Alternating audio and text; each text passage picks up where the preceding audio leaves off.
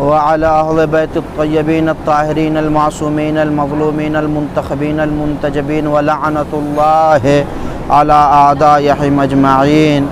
أما بعد فقد قال الله تعالى في القرآن المجيد بسم الله الرحمن الرحيم ولا تلبسوا الحق بالباطل وتكتموا الحق وأنتم تعلمون. ایک صلوات پڑھ دیں محمد وعلی محمد کا. عزیزان محترم، ماتم داران سید الشہداء، اس سے پہلے کہ گفتگو کا آغاز ہو، جملہ مومنین سے جن تک آواز پہنچنے کی گزارش ہے، ایک مرتبہ سورہ حمد، 3 مرتبہ سورہ توحید کی تلاوت فرما کر مرحوم مرزا ممتاز حسین، مرحوم گوہر جہاں بیگم، مرحوم ظاہر حسین عابدی، مرحوم نور جہاں بیگم، مرحوم مرزا اشتیاق حسین، مرحوم عباس فاطمہ کی ارواح کو بخش دیجیے. بسم اللہ. اور ہم سب اس وقت بین الحرمین سرزمین کربلا مقدسہ، ایک طرف روضہ باب الحوائج ہے تو دوسری طرف روضہ سرکار سید الشہداء ابا عبداللہ الحسین ہے.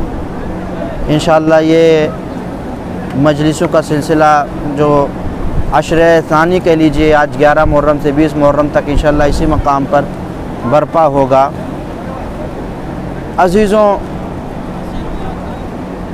انہی مجالسوں میں سے آج کی مجلس جو میں آپ کے سامنے خطاب کر رہا ہوں، بس انشاءاللہ زیادہ وقت نہیں مقصود ہے، مختصر وقت میں فضائل و مصائب اہل بیت علیہم السلام. اللہ تعالیٰ قرآن مجید میں ارشاد فرما رہا ہے وَلَا تَلْبِسُوا الْحَقَّ بِالْبَاطِلِ، کہ بے شک حق کو جو ہے وہ مخلوط نہ کرو، کس کے ساتھ؟ بالباطل، باطل کے ساتھ. حق اور باطل کو ایک ساتھ نہ ملاؤ. وَتَكْتُمُوا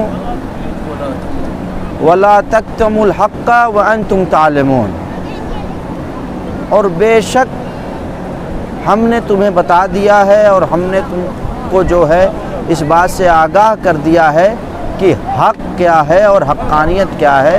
کہ جو اب اس کی جب تفسیر میں دیکھیں تو یہ آیا ہے کہ جو رسول اللہ نے ہم تک پہنچایا، وہ چیزیں جو ان کے ذریعے ہم تک آئی ہیں یہ حق ہے. اس کے علاوہ اگر ہم کسی اور چیز کو اس میں مخلوط کریں گے تو گویا ہم نے جو ہے یہ دین اسلام کو نہیں کسی اور دین کو لا کر جو ہے اس میں ملا دیا ہے. کہ جے بنی اسرائیل کے لیے سلسلے میں جب یہ آیت نازل ہوئی اور یہ کہا گیا کہ دین اسلام میں نہ یہودیوں کو لاؤ، نہ نصرانیوں کو لاؤ، نہ کسی اور مذہب کو لاؤ، تو کہنے کا مطلب یہ ہوا حق وہ ہے کہ جو تمہیں محمد وآل محمد سے ملا ہو، ان کے ذریعے ملا ہو. اس میں کسی چیز کو مخلوط نہ کرو، اس میں کسی چیز کو تم ملاؤ نہیں. اب عزیزو، جہاں پر ہم بیٹھے ہوئے ہیں سرزمین کربلا مقدسہ، ابھی آج 11 محرم ہے. کل کی تاریخ جو گزری ہے اس سے ساری دنیا جو ہے واقف ہے، اور ہر انسان جو ہے کربلا اور 10 محرم کے جو واقعات رونما ہوئے ہیں اس سے واقفیت رکھتا ہے.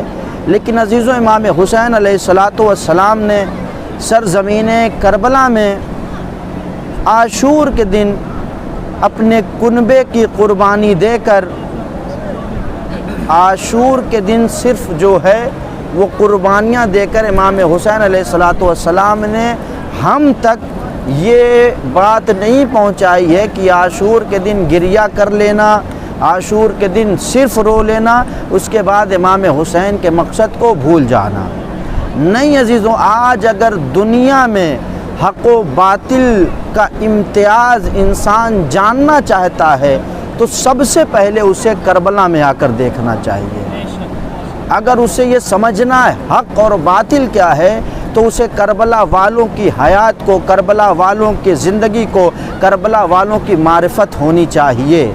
اور عزیزوں، آج ساری دنیا میں آپ کہیں دیکھ لیجئے، یہ صرف مولا کے چاہنے والے، مولا کے ماننے والے نہیں، بلکہ دنیا کے کونے کونے میں کسی بھی مذہب کا انسان کیوں نہ ہو، کسی بھی دین کا ماننے والا کیوں نہ ہو، اگر اس سے سوال کیا جائے، اس سے پوچھا جائے کہ اگر تمہیں جو ہے اختیار کرنا ہو کہ راہ حق کیا ہے اور راہ باطل کیا ہے تو تمہیں اس کی پہچان کیسے ہوگی؟ عزیزوں، کیونکہ آج کے زمانے میں اتنی آسانی سے کوئی حق کو پہچان نہیں سکتا ہے، کیونکہ اس طریقے سے آج انسانوں کے سامنے باطل چیزیں پیش کی جا رہی ہیں کہ انسان فرق نہیں کر پا رہا ہے حق کیا ہے باطل کیا ہے، حق اور باطل میں فرق کیا ہے یہ انسان سمجھ ہی نہیں پا رہا ہے، اس کے سامنے اس طریقے سے یہ چیزیں آ رہی ہیں۔ مگر پھر بھی اگر کسی سے پوچھا جائے، اگر آپ کو یہ اختیار کرنا ہو کہ حق اور باطل میں فرق کیا ہے تو آپ کیسے سمجھیں گے حق کیا ہے باطل کیا ہے؟ اگر پڑھا لکھا ہوگا تو پھر وہ اپنے مطابق جواب دے گا، جس اعتبار سے اس نے پڑھا ہے، جس اعتبار سے سمجھا ہے اس اعتبار سے وہ جواب دے گا۔ لیکن اگر اس نے کچھ پڑھا نہیں ہے لیکن اس کے ذہن میں واقع کربلا ہے تو وہ ایک جملہ آپ سے کہے گا کہ جو حسین علیہ السلام کے ساتھ تھے وہ سب حق پر تھے، جو ان کے مقابل میں تھے سب کے سب باطل پر تھے۔ کیوں عزیزو؟ کیونکہ امام حسین نے حق کو کربلا میں پہچنوایا۔ حق ہوتا کیا ہے عزیزو؟ کسی کے اوپر ظلم کرنا، کسی کے اوپر تشدد کرنا، کسی کے ساتھ ذاتی کرنا، چاہے وہ مال و اسباب کے ذریعے ہو، چاہے وہ ظلم کسی اور ذریعے ہو، کوئی بھی چیز جب انسان کے اوپر ہوتی ہے عزیزو یہ فعل کیا ہے؟ فعل باطل کہلاتا ہے۔ اب حق کیا ہے؟ حق کا مطلب یہ ہوا کہ اگر کسی کے اوپر ظلم ہو رہا ہے تو مظلوم کے ساتھ کھڑا ہونے والا وہ حق پر ہے، مظلوم کا ساتھ دینے والا وہ حق پر ہے، اس کی حمایت کرنے والا وہ حق پر ہے۔ اسی لیے عزیزوں کہا گیا ہے کہ صرف جو ہے ظالم وہ نہیں ہے جو ظلم کرتا ہے، بلکہ ظلم کو دیکھنے والا بھی جو ہے وہ ظالم کے ساتھ ہے، ظلم کو سہنے والا بھی جو ہے وہ ظالم کے ساتھ ہے۔ اسی لیے جو ہے ائمہ علیہم السلام نے کہا ہے اگر کوئی مظلوم کے ساتھ کھڑا ہوتا ہے تو اللہ تعالیٰ جو ہے اس کو جو ہے راہ حق کا ثواب عطا کرتا ہے، اسے حقانیت کا ثواب عطا کرتا ہے۔ اور عزیزو اس چیز کو انسان اگر اور قریب سے سمجھنا چاہتا ہے، اس بات کو اور اچھے طریقے سے سمجھنا چاہتا ہے تو یہ بتائیے آج اگر کوئی حق کی طرف دعوت دیتا ہے، کوئی حق کی طرف بلاتا ہے تو عزیزو آپ بتائیں آج بہت ساری تحریکیں دنیا میں چل رہی ہیں، تحریکیں بنائی گئی ہیں، انسان ان تحریکوں کے ساتھ جڑ جاتا ہے۔ کس لیے؟ کیا نام دیا جاتا ہے کہ تحریک حق ہے، تحریک انصاف ہے، تحریک مظلومیت ہے، فلاں فلاں فلاں، کہ یہ جو حق کے لیے ہے، مظلومیت کے لیے ہے، سارے لوگوں کے لیے ہے۔ تو اب ہر انسان جو بھی حق پسند ہے، حق پسند مطلب کیا کہ جو بھی لوگوں پہ زیادتی نہیں کرنا چاہتا، جو بھی لوگوں پہ ظلم نہیں کرنا چاہتا وہ اس تحریک میں شامل ہو جاتا ہے۔ لیکن عزیزو اگر آج آپ کوئی تحریک بناتے ہیں، آپ صرف تحریک کا نام دیتے ہیں کہ لوگوں کی مدد کے لیے ہے، تو آپ کے آواز کے ساتھ ہی آپ کے ساتھ 10 سے 15 ہزار لوگ آپ کے ساتھ کھڑے ہو جاتے ہیں۔ اگر آپ کی بات اور سوشل میڈیا کے ذریعے آپ پہنچائیں تو لاکھوں لوگ آپ کے ساتھ اس میں جڑ جاتے ہیں۔ مگر عزیزوں آج کی تحریکیں جو راہ امام حسین علیہ السلام کو دیکھ کر بنائی جاتی ہے، آج کی تحریکوں میں اور امام حسین کی تحریک میں، امام حسین کے ہدف میں بہت بڑا فرق ہے۔ امام حسین علیہ السلام نے اس وقت باطل کا سر کچلا ہے کہ جب باطل اپنے عروج پر تھا۔ عروج پر مطلب کیا ہے؟ یزید کی حکومت چاروں طرف تھی، نہ کوئی اللہ کا نام لینے والا تھا، اگر لینے والا ملتا تھا تو اس کی آواز دبا دی جاتی تھی، نہ کوئی یہ آواز اٹھنے لگی، نہ کوئی نبی آیا، نہ کوئی ولی آیا، نہ کوئی امام آیا۔ یہ سب باتیں جو ہیں جھوٹی ہیں۔ جب یزید نے یہ دعویٰ کیا امر بالمعروف نہی عن المنکر، ساری باتوں کو جو ہے جھٹلایا جانے لگا، لوگوں پر ظلم و تشدد بڑھ گئے، شراب خوریاں بڑھ گئیں اور ہر طرف جو ہے ناچ گانوں کا دور شروع ہو گیا۔ تو اب عزیزان محترم اس دور میں یزید کے مقابلے میں آواز اٹھانے والا کوئی نہیں تھا، کیونکہ اگر کوئی آواز اٹھاتا تھا تو اس کی آواز کے ساتھ اسے دفن کر دیا جاتا تھا۔ مگر عزیزوں آواز اس کی دفن ہو جاتی تھی، مگر حق اپنے پیچھے جو ہے وہ ایک تحریک چھوڑ کر جاتا ہے، اپنے پیچھے ایک انقلاب چھوڑ کر جاتا ہے۔ اگر آج تم نے ہماری آواز دبا دی ہے، کل ہمارے لیے بہت سارے لوگ کھڑے ہو جائیں گے جو انقلاب بن کر تمہیں نیست و نابود کر دیں گے۔ مگر یزید کو اس بات کا گمان تھا کہ مجھے کون مٹائے گا, مجھے کون ختم کرے گا, میں تو دنیا پر حکومت کرنے والا ہوں, سارے لوگ میرے تحت ہیں, سارے لوگ جو ہے میرے ماتحت موجود ہیں, مجھے مٹانے والا کون ہے, مجھے ختم کرنے والا کون ہے؟ مگر قسم خدا کی کروڑوں سلام ہو ذات ابا عبداللہ الحسین علیہ السلام پر. اے عزیز, تجھے یہ گمان تھا تجھے مٹانے والا کوئی نہیں ہے, تجھے برباد کرنے والا کوئی نہیں ہے, تجھے ختم کرنے والا کوئی نہیں ہے, کیونکہ ساری دنیا تیرے طرف ہے. مگر کروڑوں سلام ہو ذات امام حسین پر. امام نے لاکھوں کا لشکر نہیں لیا, امام نے کروڑوں کا لشکر نہیں لیا, امام نے صرف اپنے کنبے کو لیا. اور کربلا میں عزیزوں, امام نے لوگوں کو صرف قتل کر کے نہیں, لوگوں کو صرف مار کر کے نہیں, بلکہ امام نے قربانیاں دے کر یزید کو اس طریقے سے کچلا ہے. اب قیامت تک جب بھی نام لیا جائے گا تو جو حسینی ہوگا اسے حق کے ساتھ یاد کیا جائے گا, جو حسین کے مقابلے میں آئے گا اسے باطل کے ساتھ یاد کیا جائے گا. اللہم صلی علی. اب جب بھی نام لے گئے یا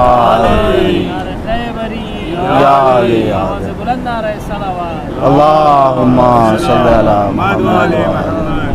اب جب بھی دنیا یاد کرے گی, اے یزید تجھے بڑا گمان تھا, بڑا گھمنڈ تھا اپنی حکومت پر, مگر امام نے صرف 72 ساتھیوں کے ساتھ, مختلف روایتیں ہیں عزیزوں مگر ہم سنتے ہیں صرف 72 ساتھیوں کے ساتھ جو ہے امام نے ایسا تختہ, ایسا انقلاب لایا. اب قیامت تک اگر دنیا میں کسی کو انصاف چاہیے تو اسے راہ حسین اختیار کرنی پڑے گی, کسی کو حق پہ آنا ہے تو اسے امام حسین کے نقش قدم پہ چلنا ہوگا. اور عزیزوں, حق اور باطل میں جو ہے بہت بڑا فرق نہیں ہے. خود مولائے متقیان نے نہج البلاغہ میں ارشاد فرمایا ہے, حق اور باطل کے درمیان صرف 4 انگلیوں کا فاصلہ ہے. جب امام نے یہ جملہ کہا حق اور باطل میں 4 انگلیوں کا فاصلہ ہے, ایک مرتبہ صحابی نے سوال کر لیا, مولا وہ کیسے؟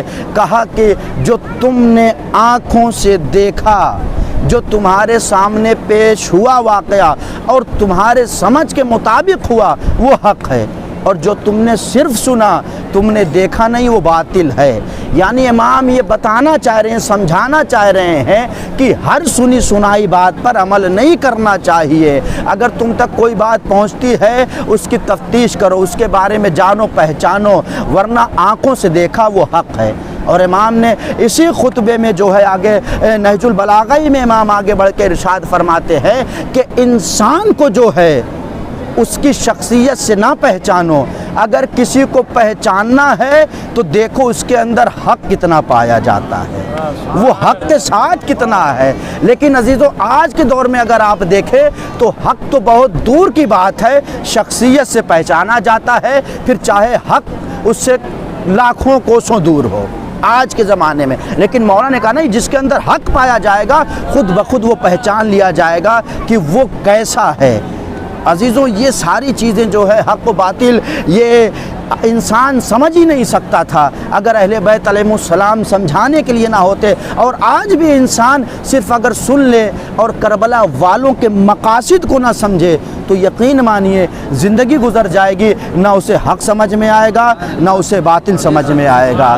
اسے یہ پتہ ہی نہیں چلے گا وہ حق کے ساتھ کھڑا ہے کہ باطل کے ساتھ کھڑا ہوا ہے. عزیزو اگر ان ساری چیزوں کو سمجھنا ہے تو کربلا میں دیکھے کہ امام نے انکار کس کا کیا اور امام نے اقرار کس کا کیا ہے. جس کا انکار کیا اس کے ساتھ ہو جاؤ تو تم بھی راہ حسین پر چلو گے, جس کا انکار کیا اسے چھوڑ دو تو تم بھی امام حسین کی راہ پر چلو گے. دونوں حساب سے امام کی بات ماننی پڑے گی, جس کو چھوڑا اسے چھوڑ دو, جسے اپنایا اسے اپنا لو. مگر عزیزوں یہ ساری چیزیں تب ہوتی ہے کہ جب انسان صرف سنے نہیں بلکہ ان چیزوں پر عمل بھی کرے. اور عزیزو یقیناً آج جو ہے ہم یہاں پر مولا حسین علیہ السلام بین الحرمین بیٹھے ہوئے ہیں, مولا کے غم کے لیے بیٹھے. صلی علی محمد صلی علی ہم مولا کے غم کے لیے بیٹھے ہوئے ہیں. تو عزیزو اسی وجہ سے میں نے آج 11 مرکز میں اس بات کو رکھا. کیونکہ صرف ہم اور آپ جو ہیں وہ نہیں صرف امام کی بات کو مان رہے ہیں, ہم اور آپ صرف امام کی بات کو نہیں سن رہے ہیں, ہم اور آپ صرف امام کا تذکرہ نہیں کر رہے ہیں. نہیں عزیزو, اگر امام نے کربلا میں کسی ایک فرقے کے لیے, کسی ایک قوم کے لیے جنگ کی ہوتی تو آج صرف شیعہ امام کا ماتم کرتے اور شیعی جو ہے مقاصد امام حسین کو پہچانتے. مگر نظر نہیں عزیزوں، آپ نے دیکھا ہوگا فیس بک پر، ٹویٹر پر، ساری دنیا میں امام کو خراج عقیدت پیش کیا جا رہا ہے، اور دنیا کے بڑے سے بڑے لیڈر یہ کہتے ہوئے نظر آ رہے ہیں کہ اگر تمہیں حق پر چل کر مظلوموں کا ساتھ دینا ہے، ظلم کے خلاف لڑنا ہے، تو تمہیں امام حسین کے راستے پہ چلنا ہوگا۔ یہ کسی ایک قوم کے نہیں بلکہ ہر مذاہب کے لوگ کہہ رہے ہیں، چاہے وہ یہودی ہوں، چاہے وہ نصرانی ہو، چاہے وہ ہندو ہوں، چاہے کسی بھی مسلک کا ہو، سب یہ کہہ رہے ہیں۔ کیوں عزیزو؟ کیونکہ انہوں نے جو ہے امام حسین علیہ السلام کو جو ہے قریب سے نہ بھی دیکھا ہو، مگر ان کے ہدف کو سن سن کر یہ جان گئے ہیں کہ راہ حسین کون سی راہ تھی، امام حسین کا راستہ کون سا راستہ تھا۔ اور اس حق پر چلنے کے لیے سب نے کہا ہے کہ حق پر چلنے کے لیے ضروری نہیں ہے کہ لاکھوں کا لشکر ہو، امام کی طرح جو ہے کم لوگ بھی حق کے راستے پر گامزن ہو سکتے ہیں، اور حق کو اس طریقے سے دنیا میں پھیلا سکتے ہیں کہ اب قیامت تو آ سکتی ہے مگر لوگوں کے ذہنوں سے نہ حق مٹ سکتا ہے، نہ حسین ابن علی مٹ سکتے ہیں۔ امام نے اس طریقے سے عزیز و حق کو پہچانوایا ہے، اور اسی حق کو پہچانوانے کے لیے امام نے اپنے خاص لوگوں کو اپنے ساتھ لیا اور کربلا میں اتنی بڑی قربانی پیش کی ہے۔ عزیزوں، آپ نے مصائب مسلسل 10 دنوں سے مجالسوں کا سلسلہ ہے، آپ مصائب سنتے رہتے ہیں۔ آپ نے سنا ہے کل عاشور کا دن گزرا، آپ کربلا میں تھے، موجود تھے آپ نے واقعے دیکھے کس طریقے سے مولا پہ گریہ ہوتا ہے، مصائب ہوتے ہیں، ساری چیزیں آپ نے دیکھی ہے۔ امام حسین کی قربانیوں کو آج بیان کیا جاتا ہے، لوگ قربانیوں کو سنتے ہیں، امام کی روتے ہیں، گریہ کرتے ہیں، بکا کرتے ہیں، کیونکہ کربلا میں امام نے جو ہے حق اور باطل کے درمیان پہچان کروانے کے لیے ہر رشتے کی قربانی دی ہے۔ اگر وقت آیا تو کڑیل جوان علی اکبر کا سینہ سامنے کر دیا، وقت پڑا تو 34 سال کے بھائی کا بازو قربان کر دیا، 34 سال کا بھائی قربان کر دیا۔ اگر اسلام حق نے کہا اور ہمیں قربانی چاہیے تو 6 مہینے کے بچے کو لے کر مولا کربلا کے میدان میں آ گئے۔ اسلام نے کہا ہمیں اور خون چاہیے تو 13 سال کا بھتیجا سرزمین کربلا پر پامال ہو گیا۔ عزیزو، کبھی اصحاب گئے، کبھی انصار گئے، ایک ایک شہید ہو گئے۔ اب وقت آیا کہ خود غریب زہرا میدان کربلا میں آ گئے، اور جام شہادت نوش کر کے تہے خنجر بھی یہ کہتے رہے، کیا کہتے رہے کہ میرے شیعوں کو میرا سلام کہنا، اور جب تم ٹھنڈا پانی پینا تو میری پیاس کو یاد کرنا۔ مولا مظلوم کربلا ہمیں اتنا یاد کرتے رہے تو ہمارا فرض یہ ہے آج ہم ان کے غم کو باقی رکھیں، ہم ان پر گریہ کریں، ہم ان پر ماتم کریں۔ عاشور کے دن امام حسین کے سر و تن میں جدائی ہو گئی۔ اب امام نے کہا اے دین اسلام، کیا یہ کافی ہے؟ آواز آئی اسلام کی یہ بھی کافی نہیں ہے، تو امام نے کہا آج سے میرا سفر ختم ہوتا ہے، اب کل سے میری بہن زینب کا امتحان شروع ہوگا، میرے بیٹے سجاد کا امتحان شروع ہوگا۔ آج 11 محرم ہے، زیادہ طویل مصائب نہیں پڑھوں گا، چند جملے ختم ہو دو عزیزو۔ شام غریبہ بھی گزر گئی، آپ نے ماتم کر لیا،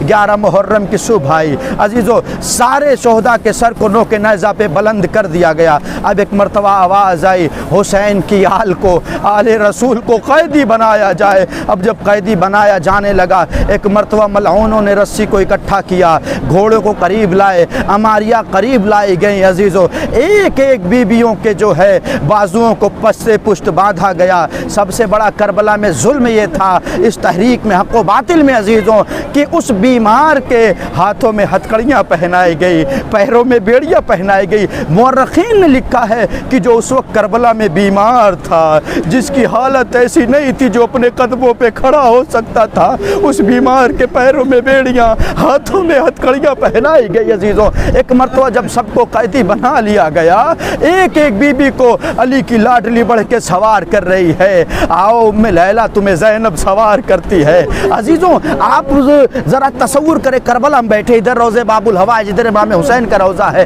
وہ زینب جب 28 رجب کو مدینے سے چل رہی تھی تو زینب کو سوار کرانے کے لیے آگے آگے علی اکبر و عباس تھے، پیچھے حسین تھے، قاسم تھے، اور آواز دے رہے रहे थे आसमान वालों पर्दा, आसमान वालों पर्दा। लेकिन ज़रा सोचिए जब 11 मुहर्रम को ज़ैनब के हबाजुओं में रसनबाजी गई होगी, ज़ैनब ने फुरात का रुख करके क्या कहा होगा, अब्बास जब मदीने से ज़ैनब आई थी बड़ी शान से लाए थे, आज ज़ैनब के बाजुओं में रसन बद गई है। हाँ सोगवारो, अब एक एक बीबियों को जनाब ज़ैनब सवार कर रही हैं। उम्मे लैला आओ तुम्हें ज़ैनब सवार करती है, उम्मे लैला आओ तुम्हें ज़ैनब सवार करती है, उम्मे रुबाब आओ तुम्हें ज़ैनब सवार करती है। एक एक बीबियों को जब जनाब ज़ैनब ने सवार कर लिया, आखिर में आई, कहा है मेरे बीमार भतीजे, ऐ सैयद सज्जाद है वक्त के इमाम, आओ तुम्हें तुम्हारी फूफी ज़ैनब सवार करती है। ज़रा सोचिए कि उस भतीजे के दिल पर क्या गुजरी होगी जब वो खुद से सवार भी नहीं हो सकता था।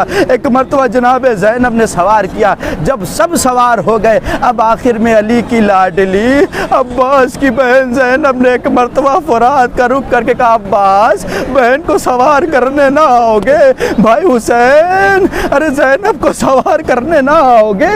अजीज़ों सब सवार हो गए, कैदियों को असीर कर लिया गया। अब एक मरतबा जब काफ़िला हुक्म हुआ उम्र साद का काफ़िले को आगे बढ़ाया जाए, जब काफ़िला आगे बढ़ रहा था तो एक मरतबा जनाब ज़ैनब ने कहा, बेटा हम इस तरफ से नहीं जाएंगे, हमें उधर से लेकर चलो जिधर हमारे शोहदा सरज़मीन करबला पर पड़े हुए हैं। एक मरतबा जब काफ़िले को उधर से गुजारा गया, अब अजीज़ो मोहम्मद हुसैन अपनी किताबुल अशजान में बयान करते हैं, उनका ये फ़िक्रा है, जुमला है कि जब ज़ैनब बिनते अली को गुजारा गया, एक मरतबा शोहदा के लाशें जिधर पड़े हुए थे, उन्होंने रावी कहता है कि मैं ज़ैनब बिनते अली की ये गुर्बत कभी नहीं भूल सकता जो मैंने अपने आंखों से देखी है। एक मरतबा जब गुजारा गया, जैसे ही ज़ैनब की नज़र भाई के बेगोरो कफन लाश पे पड़ी है, अरे अली की बेटी ज़ैनब ने अरे खुद को ऊंट से ज़मीन करबला पर गिरा दिया और ऐसा गिरिया किया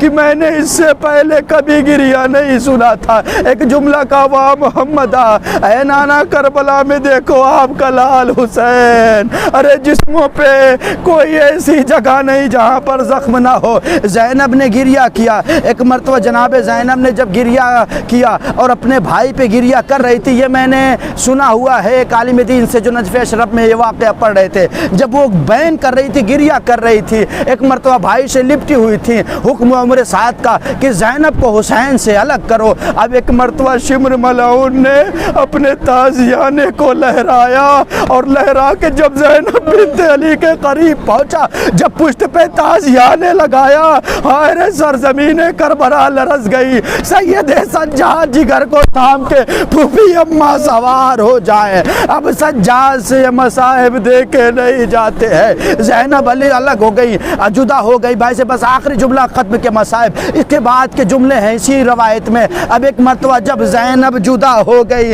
अब हुसैन की 4 साल की बच्ची अरे सकीना अपने बाबा के सीने से लगकर गिरिया करके रोने लगी।